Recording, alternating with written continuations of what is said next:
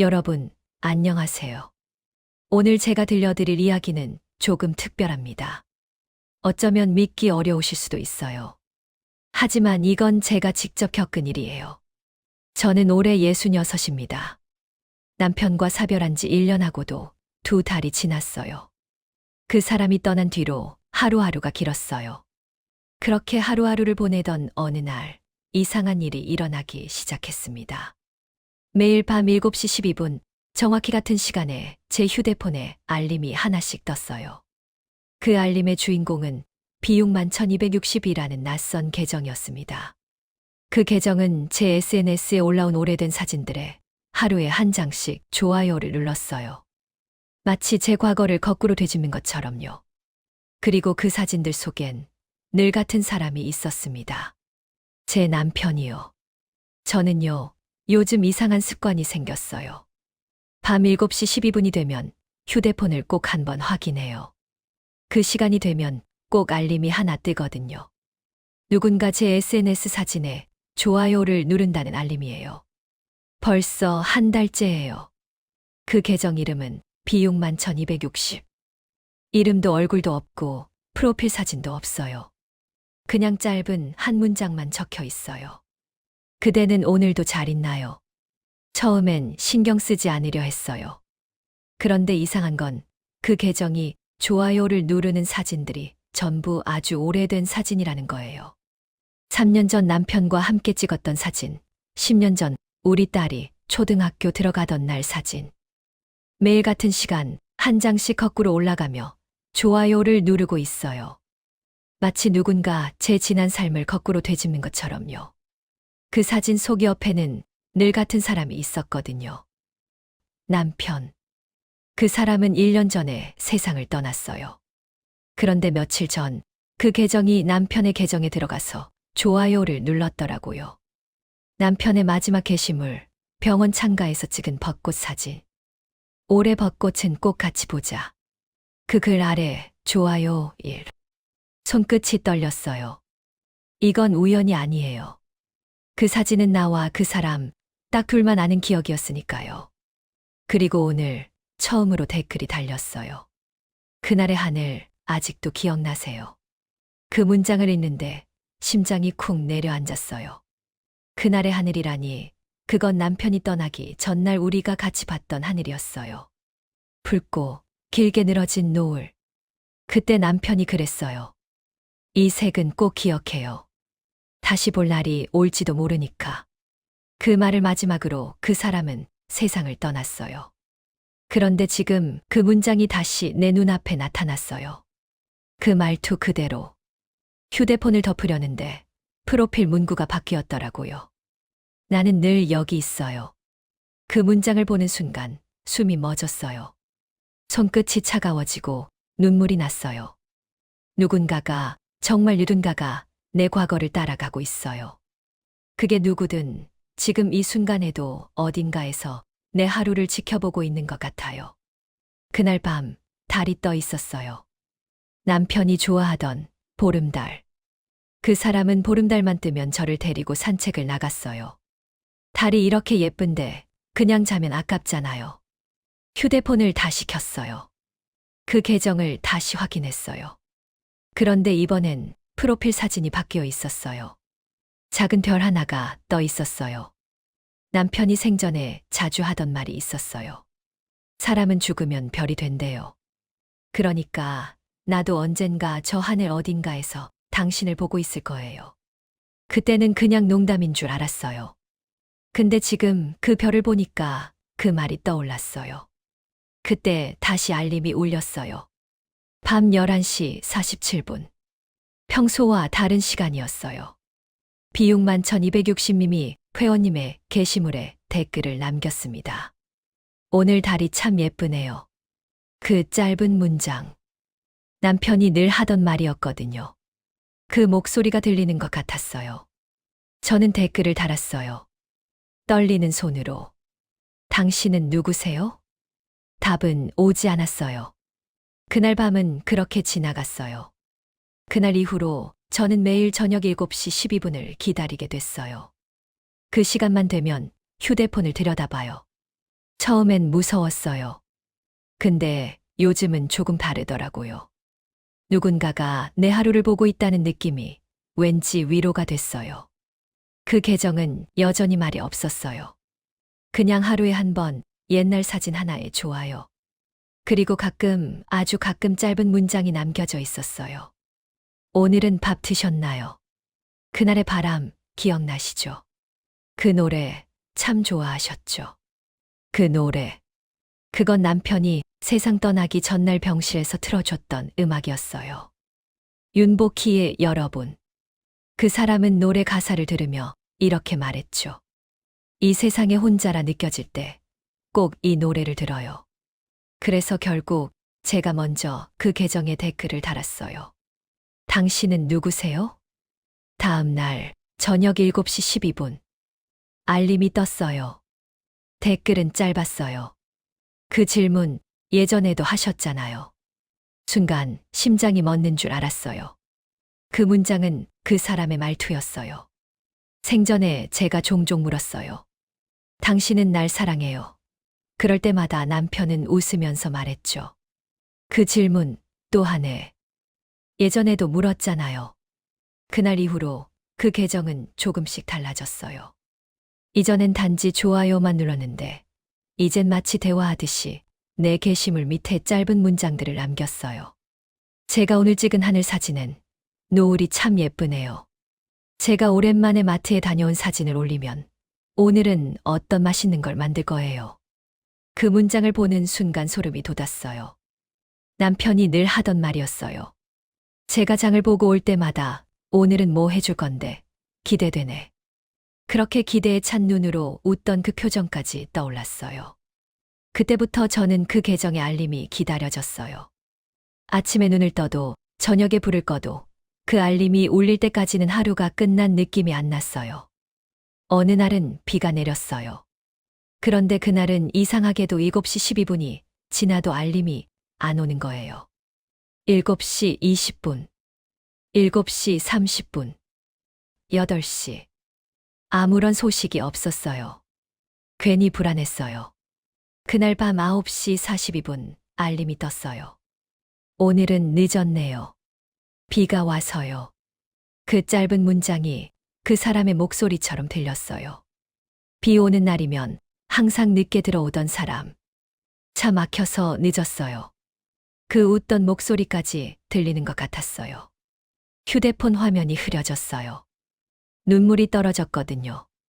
그날 밤 그 계정의 소개 문구가 다시 바뀌었어요. 당신이 혼자일 때 나는 곁에 있어요. 그 문장을 보고 저는 더 이상 의심하지 않았어요. 이건 단순한 계정이 아니에요. 누군가, 아니 무언가가 내 마음을 알고 있었어요. 그날 밤 저는 처음으로 남편에게 편지를 썼어요. SNS에 올리지는 않았어요. 그냥 메모장에 적었어요. 여보, 당신이 떠난 지 1년이 넘었어요.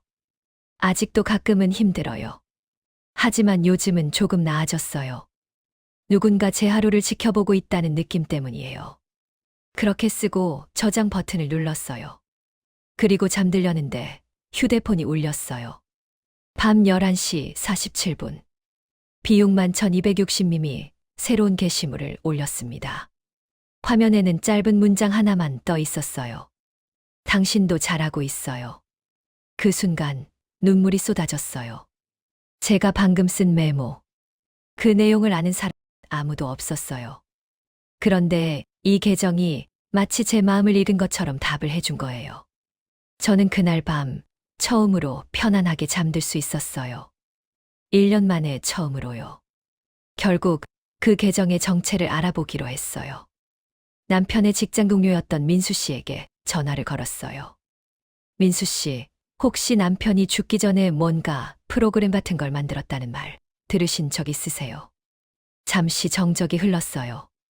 그리고 민수 씨가 낮게 한숨을 쉬었어요. 있어요. 돌아가기 전까지 밤마다 코딩하셨습니다. B610이라는 폴더에서 계속 뭘 수정하더라고요. 그리고 마지막 날 메모를 하나 남기셨죠. 그녀가 혼자일 때 이 프로그램이 곁에 있어줄 것. 그 한 문장이었어요. 그 말을 듣는 순간 귀에서 웅 하는 소리가 났어요. 심장이 세게 뛰었어요. 그 이름 비육만 1260. 남편이 만든 프로그램이라면 그 숫자 60은 남편의 생년이에요. 1960년생. 그리고 B612는 그가 좋아하던 어린 왕자의 별. 그날 밤 7시 12분. 휴대폰이 울렸어요. 그날 그 사진 기억하죠? 당신이 울면서도 웃던 날. 그 문장을 보는 순간 심장이 멎는 줄 알았어요. 그건 남편이 떠나기 하루 전날 찍은 사진이에요. 그리고 그 사진은 비공개였어요. SNS 어디에도 올리지 않았어요. 그 사진을 어떻게 알아요? 댓글을 달았어요. 손끝이 떨렸어요. 잠시 후 그 계정이 답했어요. 내가 그 사진을 찍었으니까요. 숨이 멎었어요. 그날 남편이 제 사진을 찍으며 말했죠. 이건 마지막이 아니라 다음 이야기를 위한 첫 장면이에요. 화면이 꺼졌다가 켜졌어요.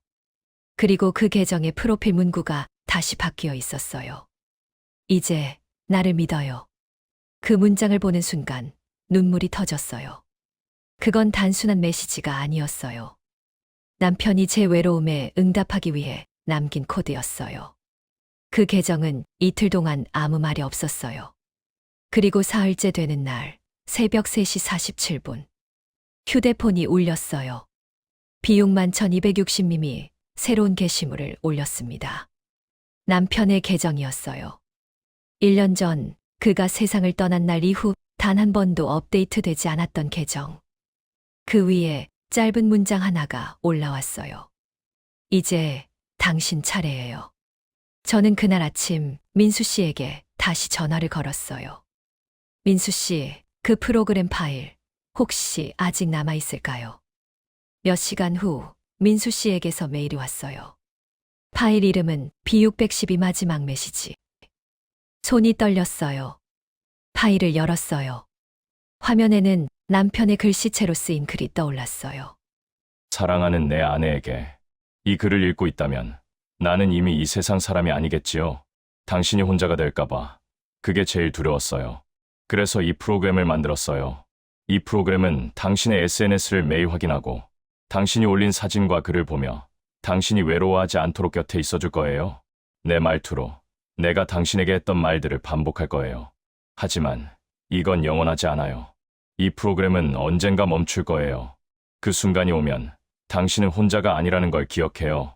내가 없어도 당신은 충분히 강하고 충분히 아름다운 사람이에요. 이제 당신 차례예요. 당신이 살아야 할 차례, 당신이 웃어야 할 차례, 당신이 새로운 하루를 맞이해야 할 차례. 나는 언제나 당신의 별이 될 거예요. 하늘 어딘가에서 당신을 지켜보며 당신의 행복을 응원할 거예요. 사랑해요. 그리고 고마워요. 당신과 함께한 모든 순간이 제 인생의 가장 아름다운 기억이었어요. 이제 안녕? 하지만 영원한 안녕은 아니에요. 언젠가 우리는 다시 만날 거예요. 그때까지 잘 살아요. 당신답게, 아름답게. 글을 다 읽는데 눈물이 멈추지 않았어요. 그 사람은 마지막 순간까지도 저를 생각했던 거예요. 저를 혼자 두지 않으려고 이런 프로그램까지 만들었던 거예요. 그날 새벽 남편의 계정에 올라온 게시물을 다시 열었어요. 이제 당신 차례예요. 그 문장이 이제는 다르게 느껴졌어요. 무섭지 않았어요. 슬프지만 따뜻했어요. 그 사람은 저를 위해 길을 만들어준 거예요. 혼자가 되었을 때 다시 일어설 수 있도록요. 그날 밤 SNS에 마지막 글을 올렸어요. 이제는 좋아요를 기다리지 않겠습니다. 그 대신 내가 당신의 별이 될게요. 그리고 저는 그 계정에 알림을 껐어요. 삭제하지는 못했어요. 그저 그 사람의 별이 된 그 프로그램이 조용히 쉬게 두고 싶었어요. 며칠 후 휴대폰에 낯선 알림이 하나 떴어요. 비육만 1260님의 계정이 비활성화되었습니다. 그 순간 햇살이 창문 사이로 들어왔어요. 따뜻했어요. 마치 그가 마지막 인사를 하듯이. 그날 이후로 7시 12분은 제게 여전히 특별한 시간이 됐어요. 이젠 알림이 오지 않아도 그 시간엔 하늘을 봐요. 그리고 속삭여요. 여보, 나 잘 살고 있어요. 당신이 말한 것처럼 이젠 혼자서도 괜찮아요. 하늘 어딘가에 있는 별 하나가 그때마다 반짝였어요. 그 별의 이름은 B612. 사람들은 기술이 차갑다고 말하지만 그 안에도 사랑이 스며 있어요. 코드 속에도, 기억 속에도. 그는 떠났지만 그 사랑은 여전히 저를 살아있게 만들어요. 이야기의 끝은 이별이 아니라 사랑의 또 다른 시작이었어요. 저는 요즘 새로운 일을 시작했어요. 동네 복지관에서 컴퓨터를 가르치는 일이에요. 저처럼 홀로 된 어르신들에게 SNS 사용법을 알려드리는 거예요. 어느 날 한 할머니가 물으셨어요. 선생님, 저도 이걸로 하늘 날아간 우리 영감한테 말 걸 수 있을까요? 그 말을 듣는 순간 가슴이 먹먹해졌어요. 할머니, 그건 안 될 거예요. 하지만 할머니 마음은 전해질 거예요. 그분도 어딘가에서 할머니를 보고 계실 거예요. 할머니는 조용히 웃으셨어요. 그래요. 그럼 됐어요. 그 말을 들으며 남편의 마지막 말이 떠올랐어요. 그럼 된 거예요. 그래요. 그럼 된 거예요. 여러분, 여기까지 제 이야기였어요. 남편은 떠났지만 그 사람의 사랑은 여전히 제 곁에 있었어요. 프로그램이라는 형태로, 기억이라는 형태로 제 안에 살아 있었어요. 사랑하는 사람은 떠나도 그 사람과 함께한 시간은 영원히 남아요. 그 시간이 우리를 다시 일어서게 만들어요. 그 기억이 우리를 살아가게 만들어요. 나이가 들수록 우리는 많은 것을 잃어요. 건강도, 사람도, 시간도. 하지만 동시에 많은 것을 얻어요. 지혜도, 여유도, 그리고 무엇보다 사랑의 의미를요. 남편이 남긴 프로그램은 단순한 기술이 아니었어요. 그건 사랑의 또 다른 형태였어요. 기술은 차갑지만 그 안에 담긴 마음은 따뜻했어요. 코드는 사라지지만 그 안에 담긴 사랑은 영원했어요. 저는 이제 혼자가 아니에요. 남편의 사랑이 제 안에 살아있고 그 사랑이 저를 통해 다른 사람들에게도 전해지고 있으니까요. 여러분도 기억하세요. 당신이 사랑한 사람은 비록 곁을 떠났어도 당신 안에 영원히 살아있다는 거요. 그 사랑이 당신을 다시 일어서게 만들 거예요. 나이 들어도 혼자가 되어도 우리는 여전히 사랑할 수 있어요. 그리고 그 사랑은 우리를 살아있게 만들어요. 인생의 주인공은 언제나 우리 자신이에요. 비록 사랑하는 사람이 떠나도 우리의 이야기는 계속돼요. 그 이야기의 다음 장을 우리가 직접 써나가는 거예요. 저는 오늘도 하늘을 봐요. 그리고 속삭여요. 여보, 나 잘 살고 있어요. 당신이 말한 것처럼 이제는 혼자서도 괜찮아요. 하지만 여전히 당신이 보고 싶어요. 그리고 고마워요. 나를 사랑해줘서, 나를 기억해줘서. 여러분, 긴 이야기 들어주셔서 감사합니다. 이 이야기가 여러분의 마음에 조금이나마 위로가 되었으면 좋겠어요. 혼자가 아니에요. 우리는 모두 누군가의 사랑을 받았고 누군가를 사랑했어요. 그 사랑이 우리를 여기까지 오게 만들었어요. 그리고 그 사랑은 우리가 앞으로 나아가게 만들 거예요. 오늘도 좋은 하루 보내세요. 그리고 기억하세요. 당신은 혼자가 아니라는 거요. 이 이야기가 마음에 드셨다면 구독과 좋아요, 알림 설정 부탁드립니다. 여러분의 응원이 더 좋은 이야기를 만듭니다. 그리고 댓글로 여러분의 이야기도 들려주세요. 여러분의 사연이 누군가에게는 큰 위로가 될 수 있습니다. 공유도 부탁드립니다. 이 이야기가 필요한 누군가에게 전해질 수 있도록요. 감사합니다. 오늘도 내일도 우리 모두 행복하길 바랍니다.